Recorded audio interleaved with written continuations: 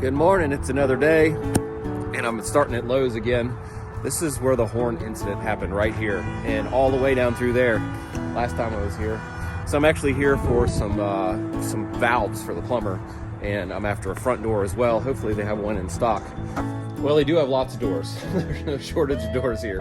And that's actually what we need, a 36-inch right-hand primed. Pro tip of the day, if you need to figure out the handing of your door, which you do if you need to put one in, if you put your back to the hinge side, and then whichever way the door swings from there is the handing. Joe, thank you. No problem at all. He helped me load this door without me even having to ask. What we do. Yeah, that's great. Thank you. Right, have a good day. See you guys. Ski resort. That guy's going. Good for you, buddy. Here's something I've had a lot of questions about, and that's the cost of material compared to, say, a year ago. And in this area, the cost has jumped about 41%. So we paid actually about 41% more for the framing material only on this job. This is our Z-flash, I think you could call it. It's gonna go over top of the windows, over top of the window trim, and it will turn down over top of the window trim. We'll zip tape over the top of that. Just another layer of water protection. Keep water going to the outside of the house instead of in. There it is the name of the game. Oh yeah. So those look great. You can't buy those at a store that I know of. You know, you can't buy them the way that we like them. Right. And what I mean by that is these are slightly pitched outward, you know, like a little tiny roof. Yep. Angled. And we made it 1 1/8 inch wide. The trim is only 1 inch wide, but it seems like we always need a little more room. Yeah. 1 1/8 inch. Yeah, and we've looked everywhere. Never can find these. We make them on our metal brake at home. Pretty sweet. Jared's got the panel box here, and that's going to mount on the outside of the house.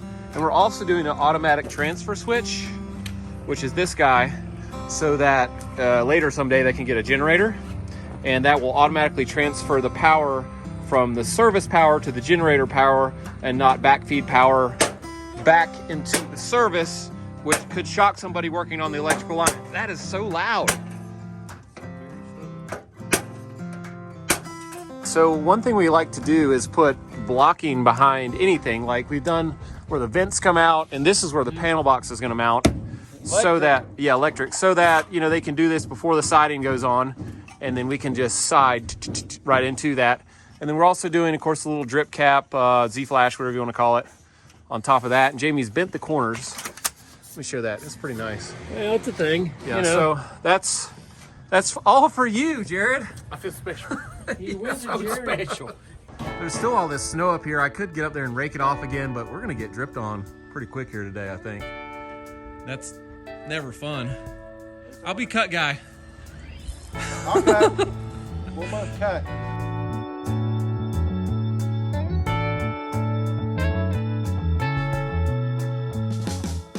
That's what we're trying to avoid. Shouldn't do it for long. I got most of it off of there, so.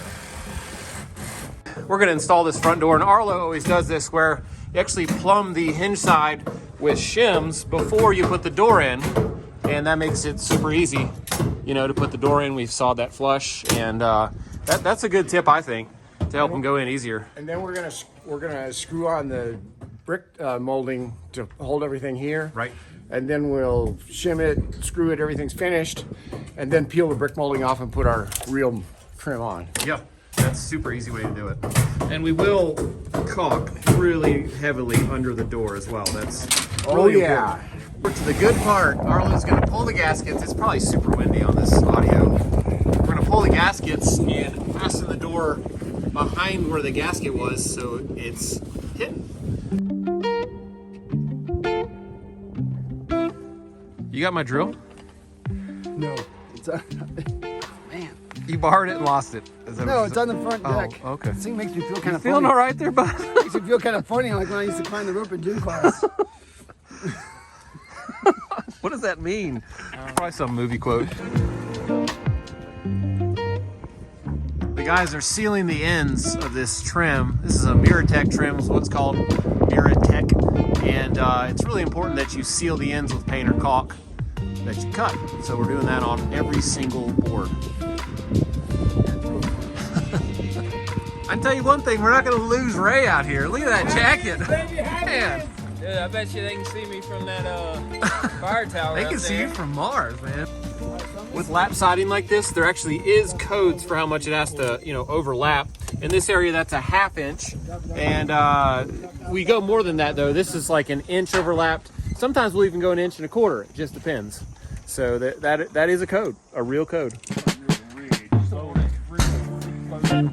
Jamie's doing the actual thinking with Uncle Larry. That's right. Who is an expert roofer.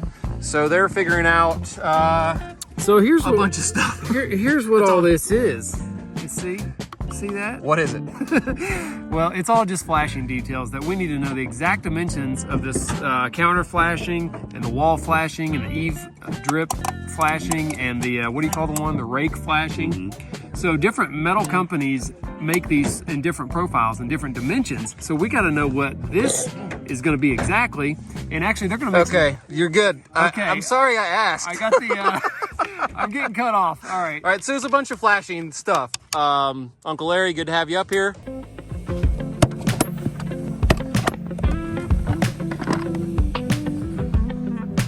What was your worst ticket ever? Bicycle ticket. Bicycle. Yep. What was the charge? Following too close behind a vehicle, passing in a non-passing zone, passing in a turn lane, riding a sidewalk, going up a one-way street. Did they take you to jail? He wanted to.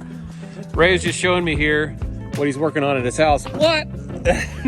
So that's the house we just built, the Modern Mountain Getaway. Yep. And he made a replica for his doghouse. Yep. Modern mountain doghouse. Yeah, so make sure to watch Ray J Builder Buddies for the project that's on their channel. Oh yeah. Yeah, Good that job. that turned out really nice though. Yeah.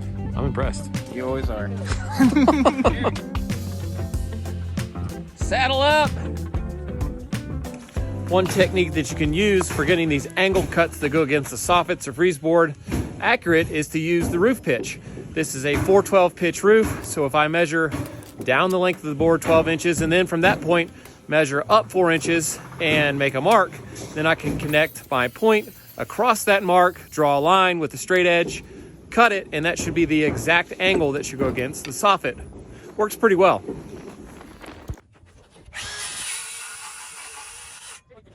One thing to note about this siding is that it's symmetrical, like the thickness is the same throughout and both edges are prime. So if you make a cut like this for against your soffit, you can actually flip the cut off and use it for the next row. That is unlike the last project where it was wood siding, had a thicker bottom, so less waste. I'll tell you what's about to drive me nuts is whatever's squeaking. Hear that? It's been doing it all day. I don't know what it is. Toss to each other at the same time? Yeah, 1, 2, 3. That worked. Okay, so these are the nails we were using yesterday and most of today. They are giving us trouble due to the fact they're not very pointed on the ends. They're just like almost blunt. So we picked these up just in case because I thought it might be trouble. And these have a more pointed tip. So we're gonna swap them out. Hopefully that'll run a little smoother.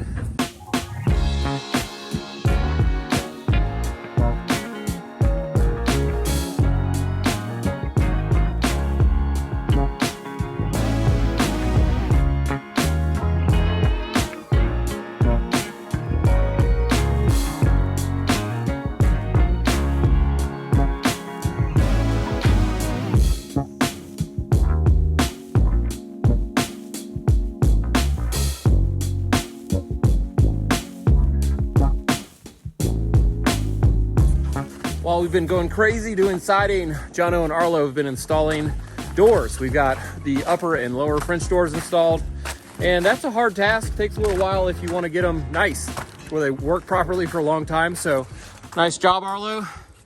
Doors are looking great. We're gonna continue with our checking out what's in the trucks stuff, the tools, with some of Jono's stuff here. Let's grab that. That's a cool thing.